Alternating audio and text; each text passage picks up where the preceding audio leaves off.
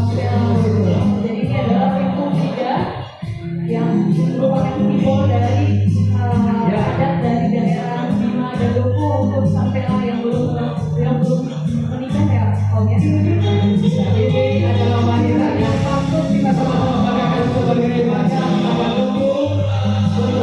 Wanita yang tidak tertilai harganya. Betul sekali wujud dari adat yang ada di daerah menggunakan Sambolo, kain turunan dan juga media dari medan asli ya.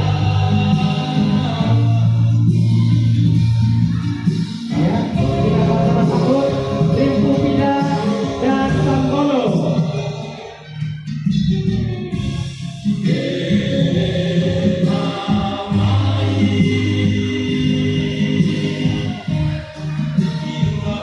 Baik, cukup mudah dan cukup simpel untuk menghadapinya. Selanjutnya akan diperagakan bagaimana cara meletakkan rimpu solo. Rimpu yang biasa digunakan oleh ibu dan juga sekarang. Tentunya kita lihat di depan. Satu tende dari satu pakai untuk itu, satu yang dipakai untuk ibu.